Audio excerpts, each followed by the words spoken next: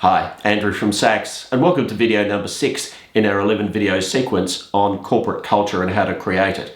In this particular one, we'll be talking about clarity of purpose. Now, clarity of purpose, I think, is one of the most important drivers of corporate culture that you can actually have. How is it that we can get employees together with a clarity in their own minds about what we need to achieve at the local level, but also ideally at the organisational level? So here's another research finding. Culture is shaped by how a group understands and acts on its own shared sense of purpose. Now, I think that purpose is often very vague in organisations, and there are things that can be done to make this better. One of the most important differentiations to cause clarity to be higher is to describe your organisational purpose and the nature of jobs in terms of outcomes rather than tasks. Now, what's an outcome? An outcome is some way in which the world will be better if we do our job properly. And the better might be profit, which is very easy to measure. It could be growth, it's very easy to measure as well. But what about things like customer satisfaction? Often not measured, but really important as an outcome. Another could be the quality of service that we provide. Well, how are you going to measure that? Many organisations have measures for those kinds of things. But it turns out that if you define corporate culture and you define purpose in terms of outcomes rather than tasks to be done, you end up with much higher levels of organisational and psychological clarity. So we often use the term real-world outcomes. What are organisational real-world outcomes? So a real-world outcome is some way in which the world will be a better place if we achieve what we need to achieve. And I'll declare that there are 4 of these at SACS that we go back to all the time. One is the satisfaction of our employees. Now, we consider that to be an incredibly important thing because we can't achieve the other 4 unless we have happy and satisfied and highly engaged employees. The second is the satisfaction of our customers. And of course, you can see how thing 1 drives thing 2. The third is a question of the quality of work that's created. And in general, that's assessed at SACS by the opinions of leaders. Do leaders consider this work to be of a quality to go to customers? And the fourth component is the degree to which employees are contributing to the organisation commercially. In other words, employees are productive enough to earn their salt. Now, if you think of that from a bunch of organisational outcomes point of view, it defines the jobs within the organisation very clearly. And in fact, when employees have been excellent for us, they've achieved those 4 things in each case. On the other hand, when there have been difficulties with employees, it's been one of those 4 things that hasn't been contributed to by that employee. It's a simple way of looking at things. Now, some organisations are more complex than us, and so they will have more complex outcome statements. But the ideal is to try not to have more than, say, 6, 7, maybe 8 of these things. Because one of the things that we know is clarity of purpose is not helped by volume. The less things you have, the more likely it is that you will have clarity of purpose. So in this diagram, we see that there are organisational outcomes that would be defined, and they're often not defined in many organisations. Then you have groups or divisions or departments, whatever you want to call them, and they're real-world outcomes, about 5 to 7 of those. Then a branch or a team or whatever you want to call it, and there are 5 to 7 of those for each of those branches and teams. And then there are individual real-world outcomes. And those individual real-world outcomes are expressed in terms of a thing called an outcome-based job definition.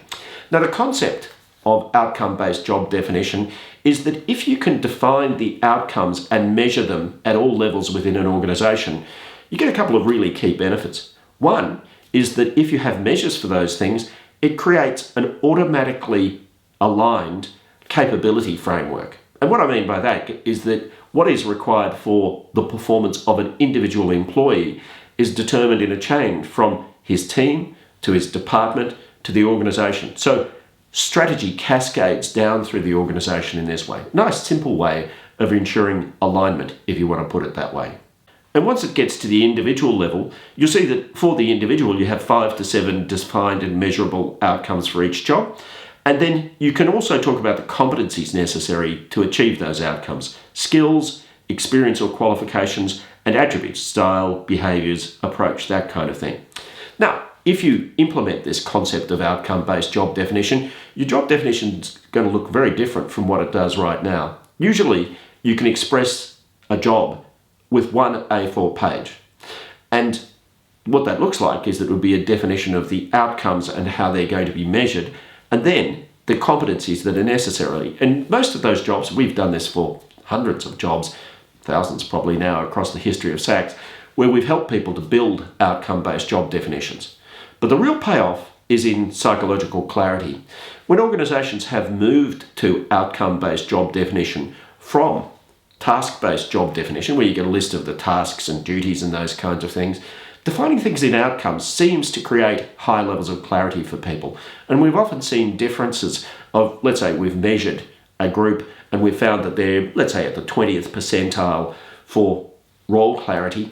Once they've built outcome-based job definitions, they've often ended up at the 60th or 70th percentile, which means higher than 60 or 70% of people in the workforce in terms of the clarity about their job.